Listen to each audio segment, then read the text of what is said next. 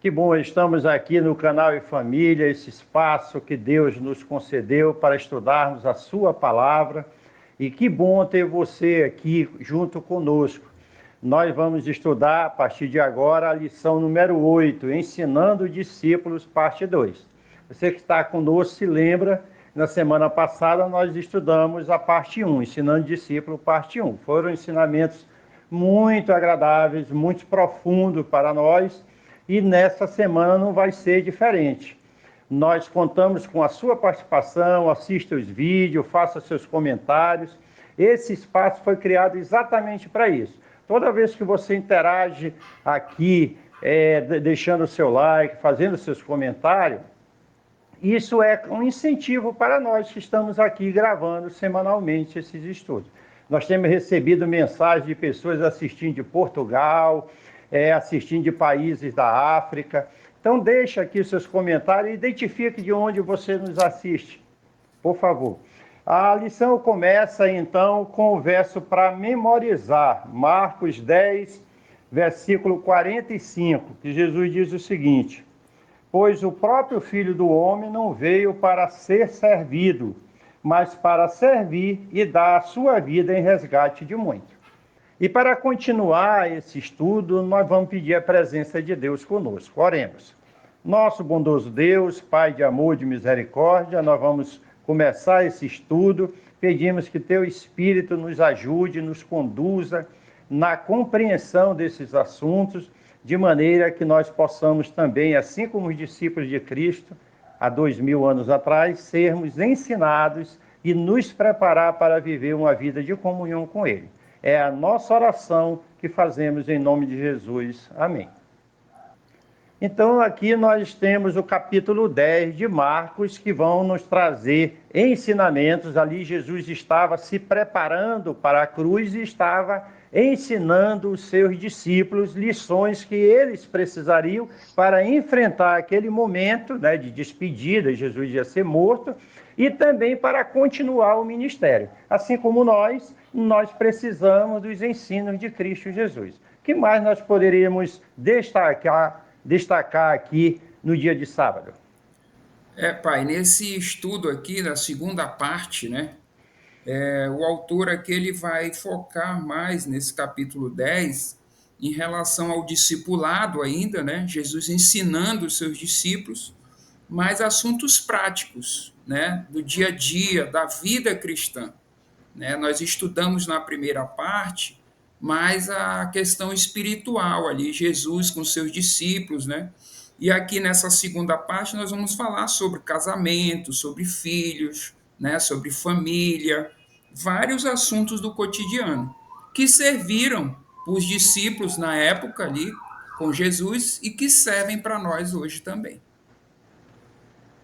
Muito legal. Eu acho que vale também a lembrança, como o Alexandre trouxe aí, do que a lição, do que o autor propôs para a gente no início desse estudo especial, dividido em duas lições. Na lição 7, nós vimos que até aqui o livro de Marcos, né, ele procurou identificar o Messias, Jesus como sendo o Messias. E nós estamos vendo a partir de então o caminho que esse Messias vai percorrer até a cruz. Então, enquanto nós recebemos agora na lição 8, novas lições práticas, como o Alexandre trouxe aí, nós também vamos vendo novamente Jesus falando a respeito do que deveria acontecer com ele, do seu sacrifício, né? Dando essa ideia, né? Colocando na perspectiva correta a vinda do Messias. Um ponto importante também é que essa seção do livro de Marcos, desde o capítulo 8 até o capítulo 10, terminando o nosso estudo dessa semana, é aberta e fechada com a cura de um cego. Tanto no começo tem um cego em Betsaida, e agora no finalzinho do nosso estudo vai ter a cura do cego Bartimeu em Jericó também. Trazendo lições espirituais claras para nós, para a nossa vida espiritual também. E o autor, né, Júnior, ele termina então a introdução dessa lição no sábado dizendo o seguinte: essas lições, elas preparam o seguidor de Jesus, então são preparadas a cada um de nós para os desafios que acompanham o chamado para o discipulado. O discipulado é cheio de desafios, cheio de situações que demandam preparo e, graças a Deus, através desse estudo, nós estamos sendo preparados. Muito bem, então nós podemos avançar aqui para o estudo de domingo, que traz o título O Plano de Deus para o Casamento. Então, como o Alexandre disse para a gente, são lições práticas que Jesus vem tratando. E o autor destaca que muitas vezes essas lições são passadas no relacionamento ali com os discípulos, mas outras com pessoas que vêm indagar Jesus, vêm pedir um milagre, vêm trazer questões. E aqui foi exatamente isso, essa questão do casamento e do divórcio foi levantada pelos fariseus. A pergunta número 1 traz para a gente a referência, nós estamos avançando na leitura de Marcos. Aqui a história se passa em Marcos 10, do versículo 1 ao 12, falando sobre essa questão do divórcio e do casamento. E os fariseus trouxeram essa questão para Jesus como uma armadilha, né? Se era lícito o homem repudiar a sua mulher, o que ele achava a respeito do divórcio. Quem pode contextualizar para a gente qual era a verdadeira intenção dos fariseus com essa questão? Pois é, né? Essa situação aí, Jesus era especialista a ler os pensamentos humanos, as entrelinhas das perguntas, né? E como você falou aí, a lição destaca que aquela pergunta ela tinha outras intenções, né?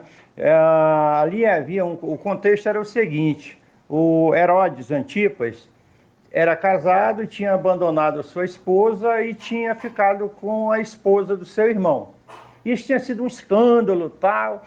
E João Batista, o profeta, precursor de Cristo Jesus, ele veio preparar o caminho para Jesus e ele se insurgiu contra isso. Ele chegou a dizer para Herodes que aquilo não era lícito. E isso criou uma inimizade entre Herodes e, sobretudo, sobre sua esposa.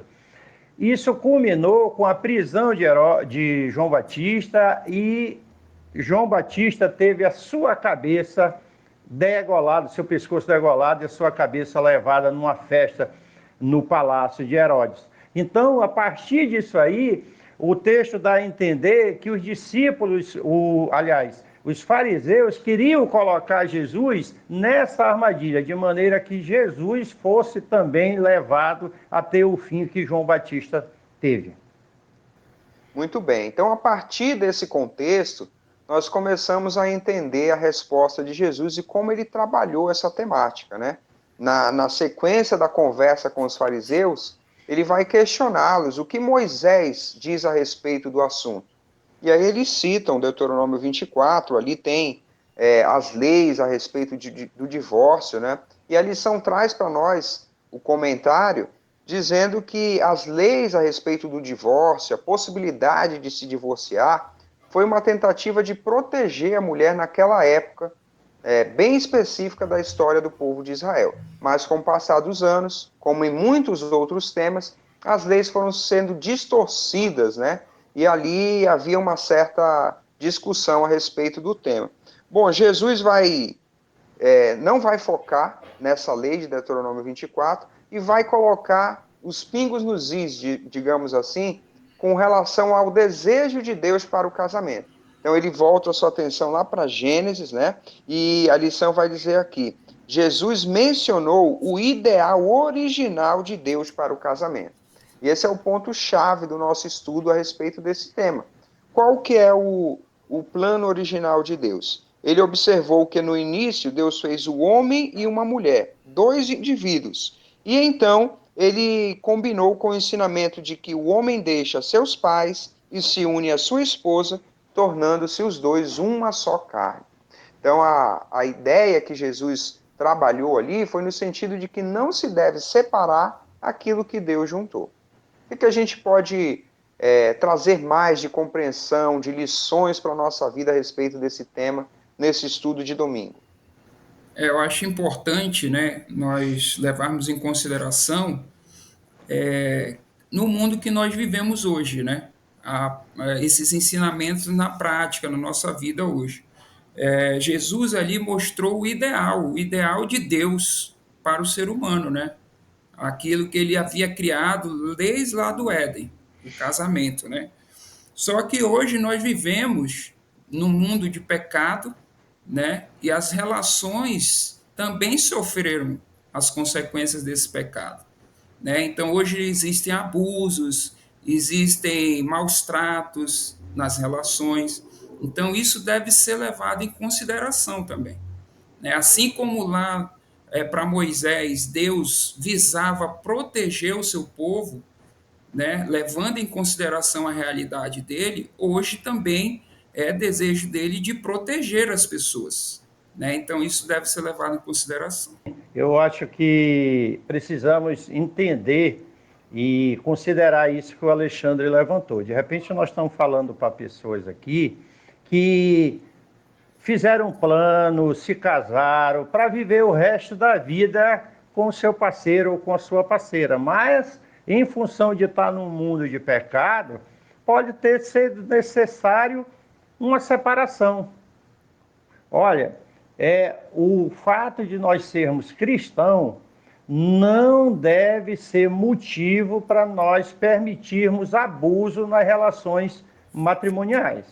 Então deve haver respeito, deve haver amor, compreensão. Uma vez não existindo essas condições, existe o divórcio. Foi o que existia na época lá que o Alexandre levantou, na época de Moisés. Então, meu irmão, minha querida irmã, se você está vivendo isso, saiba que Deus vela por você, Deus tem amor no coração para com você e espera que você seja feliz numa nova vida.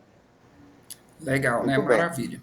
Vamos avançar então, podemos partir aqui para segunda-feira, né? Jesus e as crianças. E nós vamos avançando também no capítulo 10, né? A referência bíblica é Marcos capítulo 10, a partir do verso 13 agora, né? Aqui nessa ocasião, Jesus ele é recebido ali pelos pais, né? Os pais levam seus filhos para que Jesus possa abençoá-los. E ali os discípulos impedem, né, as crianças de virem a Jesus, né? Aqui o texto bíblico mostra isso. E aqui a lição vai contextualizar um pouco para nós como era as crianças, né, a vida das crianças na época de Jesus. A lição vai trazer para nós como se dava ali a importância dos filhos, qual que era o papel das crianças naquela sociedade específica, daquela época, né? E vai dizer que não era fácil, né?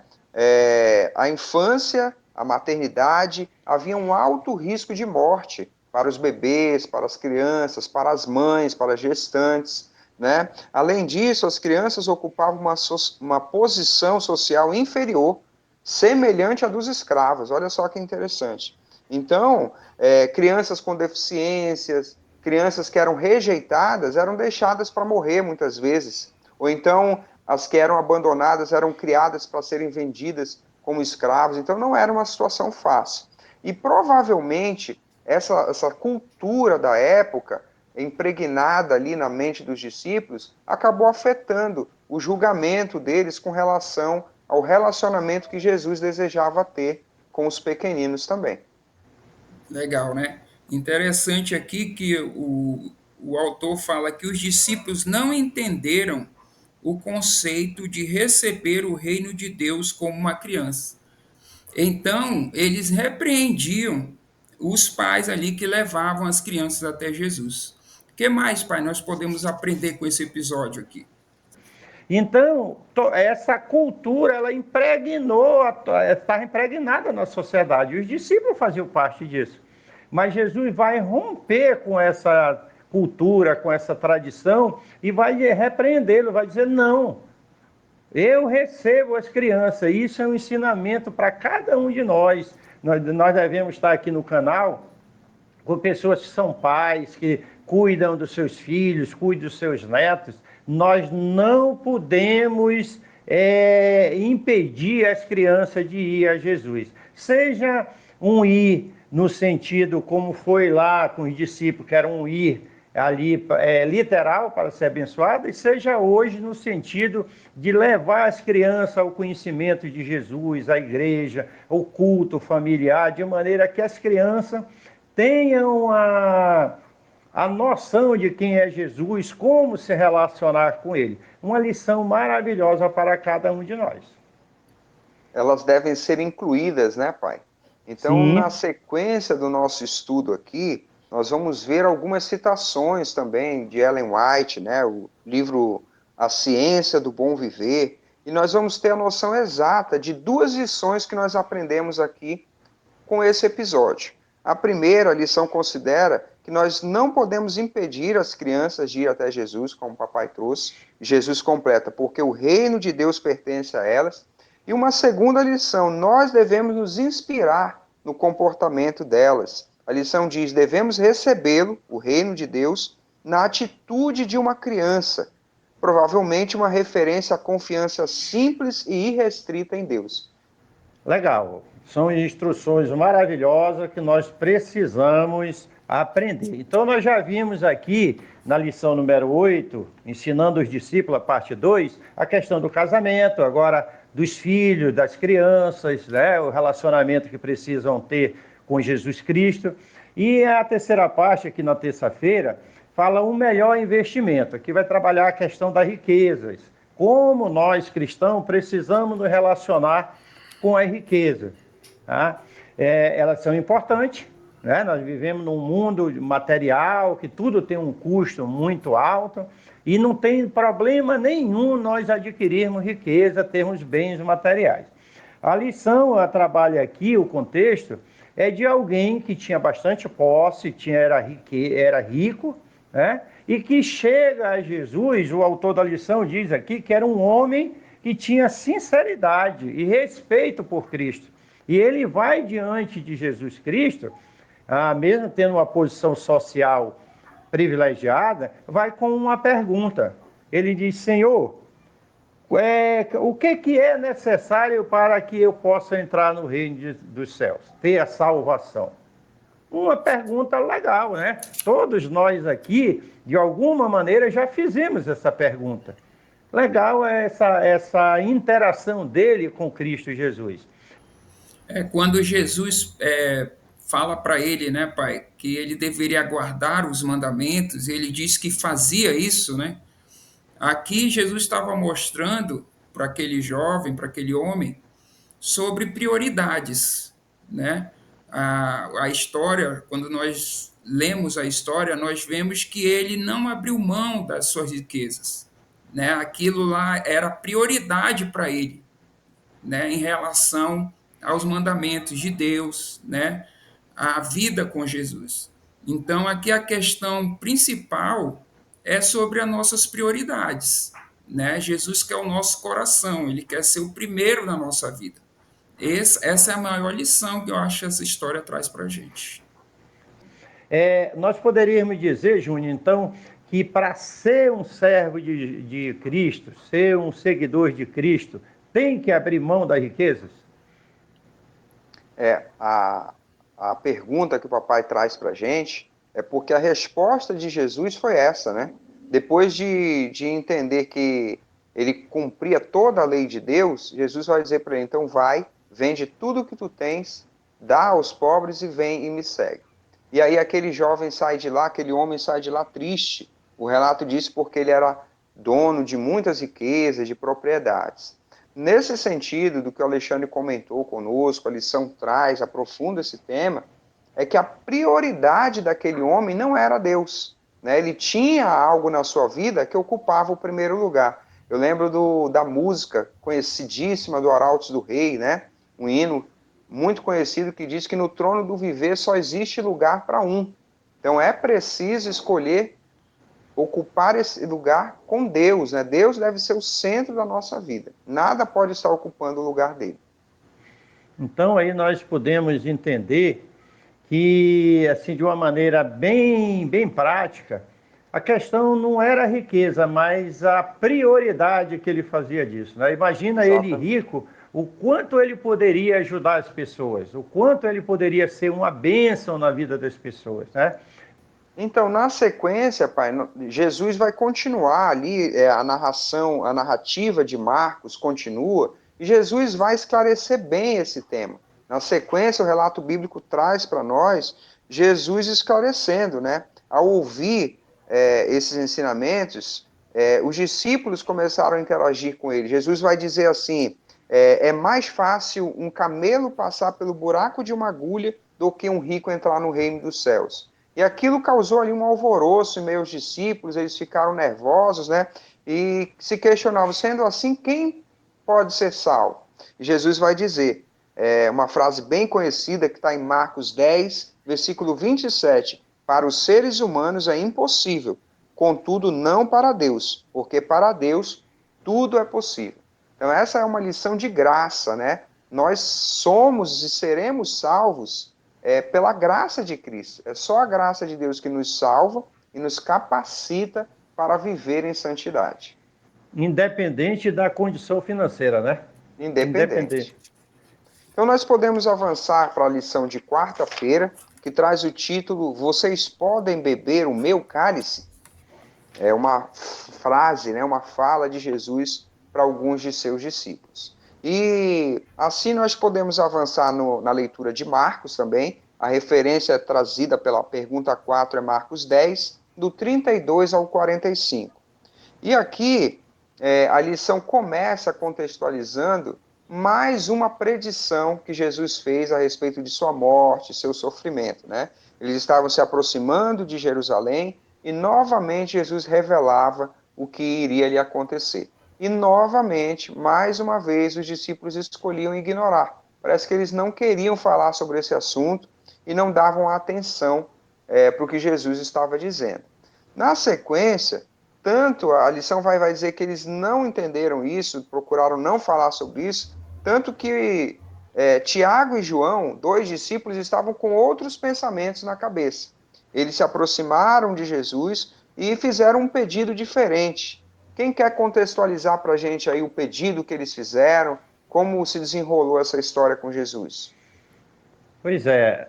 Agora João e Tiago, os irmãos, vêm para Jesus e faz um pedido. Jesus estava dizendo, olha, eu vou para Jerusalém, lá eu vou ser preso, lá eu vou ser açoitado, vou ser julgado, morto, e depois eu vou ressuscitar. E ele já estava com um pedido, eles queriam ficar um de um lado e outro do outro, de Cristo Jesus. Né? Não, não E na cruz, né, pai? não na cruz. Ele queria no reino. Ele No queria no reino. reino. Na posição social que eu pudesse usufruir dali, econômica, enfim. Tá certo? Esse é o contexto. Tá certo? E aí Jesus vai perguntar para eles, vai ter um diálogo com eles, né? Vai dizer assim: vocês podem beber o cálice que eu bebo, que eu vou beber? E eles, sem entender, não, nós podemos, tá? Podemos. Aí Jesus vai dizer para eles assim: ó, essa questão de posição, quem vai ficar à direita, quem vai ficar à esquerda, isso não compete a nós discutirmos agora, está na alçada do nosso Deus, do nosso Pai. O que compete agora é vocês aprenderem o que é ser discípulo e viver de acordo com esses princípios. É interessante ter essa compreensão, porque inclusive é o título do nosso estudo, né, deste dia. A resposta de Jesus está aqui no capítulo 10, né, no verso 38. Jesus disse assim: Vocês não sabem o que estão pedindo. Será que vocês podem beber o cálice que eu bebo, ou receber o batismo com que eu sou batizado? Né? E o autor aqui da nossa lição, ele esclarece, né? Ele diz assim: o cálice seria o sofrimento que Jesus experimentaria logo a seguir, né? Logo à frente, no Getsêmani e na cruz. E o seu batismo seria a sua morte e sepultamento. Então Jesus estava ali. Eu vejo aqui quando Jesus fala com os discípulos, né? Ele meio que pedindo, né? Também a companhia deles, o entendimento deles, né? A sensibilidade deles que eles não estavam tendo para aquele momento, né? E os discípulos aqui, o autor também fala aqui que de modo leviano eles não sabiam o que eles estavam falando, né? Naquele momento. Então, o cálice que Jesus estava dizendo ali significava o sofrimento que ele passaria logo adiante. Muito bem. Então, com essa visão, né, e a resposta que o papai já trouxe também, que Jesus deu na sequência, né, ele indicando que isso competia a Deus decidir, né, as posições no reino celestial, nós somos levados a entender o desfecho dessa lição aqui no último parágrafo, quando Jesus começa a ensinar, dizendo que os governadores, aqueles que têm poder, eles usam esse poder para obter vantagem. Mas no reino de Deus não é assim. O poder é usado para edificar e abençoar os outros. Então ele coloca no seu devido lugar a compreensão, a lógica de como funciona o reino de Deus. Né? Quem quer ser o maior tem que servir. O texto continua dizendo que Jesus era o primeiro a praticar esse ensino, a cumprir esse princípio. Como rei do reino de Deus, ele deu a sua vida em resgate de todos nós. Que exemplo, né? Muito bem, então acho que nós já podemos avançar aqui para quinta-feira, né, para o encerramento do nosso estudo dessa semana sobre o discipulado, né? Jesus nos ensinando lições práticas, né, da vida cristã. O título da quinta-feira é O que você quer que eu lhe faça? Nós avançamos aqui no livro de Marcos, capítulo 10, agora a partir do verso 46. O episódio aqui é de Jesus com o cego Bartimeu.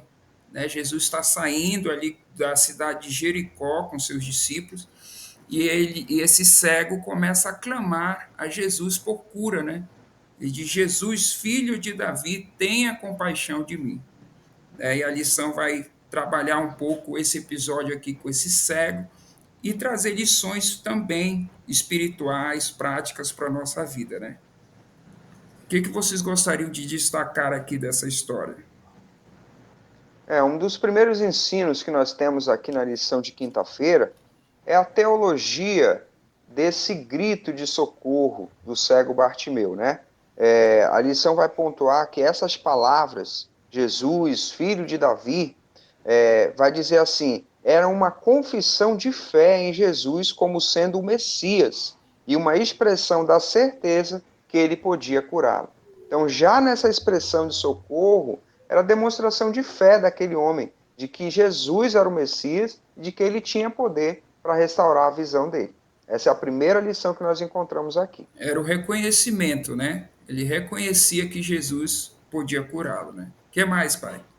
A Bartimeu enfrentava um problema, acho que deve ter de nascença, mas isso não foi empecilho para ele chegar até Jesus. Muitas vezes as pessoas criam os seus problemas, ou existem os seus problemas, e elas usam esses problemas para não chegar a Jesus. O Bartimeu, de alguma maneira, ele soube de Cristo, ele estava no lugar certo na hora que Jesus ia passando, então ele foi a Jesus, de alguma maneira. Um outro ensino é que ele grita por Jesus. Ele grita. E às vezes é preciso nós gritarmos. É preciso. O texto aqui, o contexto, a narrativa, fala que as pessoas seguiam a Jesus, era uma multidão falando, gritando e etc., falando alto, e ele precisava gritar para ser ouvido, tá certo? Ele gritou por Cristo Jesus. E eu acho que um ensinamento bem legal também é quando ele foi ouvido, Jesus parou, deu atenção para ele, Jesus fez uma pergunta. O que você quer que eu te faça? E você, meu querido irmão, meu querido irmão, o que você quer que Jesus faça na sua vida? Se ele chegasse para hoje e te perguntasse literalmente, você teria uma resposta para isso? Ele teve. Eu acho que são ensinamentos muito profundos para nós. Outro ponto de destaque aqui dessa história é que quando Jesus o chama, ele põe a sua capa de lado, né? A narrativa diz que ele deixa a sua capa, e aqui a lição até traz para a gente que para um cego, né, uma pessoa tão vulnerável, a capa era tudo que ele tinha, né? Para proteger ele ali do frio, né? De tudo que ele podia sentir ali, mas ele, com a confiança em Deus, ele depositou sua confiança em Deus, né? Isso mostra para a gente que nós devemos também agir dessa maneira, né? depositar nossa confiança em Deus, exercitar nossa fé em Deus, né? E não na nossa justiça própria, né? Na nossa autoconfiança. Acho que é uma lição importante também, né? Nós percebemos, nós tivemos aqui a indicação de que essa sessão começa com a história da cura de um cego e está terminando com a cura de outro cego, trazendo da importância de nós termos os olhos abertos, os olhos da fé, abertos para uma vida espiritual, para um grande conflito que se desenrola e que nós precisamos tomar lado, tomar posicionamento. A lição continua aqui, dizendo que as duas histórias dos dois cegos ilustram que o discipulado consiste em ver o mundo e a realidade com novos olhos, né? Ela ainda vai concluir assim: às vezes nós não vemos claramente no início, mas nós precisamos seguir a Jesus no caminho. Que lições maravilhosas, né? Lições muito importantes. Assim nós concluímos nosso estudo, a lição número 8. Essa lição faz parte, como já foi dito, junto com a lição número 7, da questão do discipulado, do aprendizado. E nós gostaríamos muito que você também, assim como nós, esteja sendo edificado com esses ensinos, com essas instruções, e participar conosco aqui desse ministério. Não deixe de se inscrever no canal, não deixe de fazer seus comentários, compartilhar esses vídeos. Nós gostaríamos muito que esse vídeo alcançasse aí uma meta muito alta de like. Isso vai nos ajudar muito a crescer esse canal. Você entende que um toque você já deixou o like aí, isso vai nos ajudar muito. E também responda essa pergunta aí que tem no rodapé da lição de quinta-feira. Você já gritou como Bartimeu? Se você tem uma experiência, registre aí para que a nossa fé e o teu testemunho possa nos ajudar na nossa fé, na nossa caminhada. Deus abençoe você e até o próximo vídeo.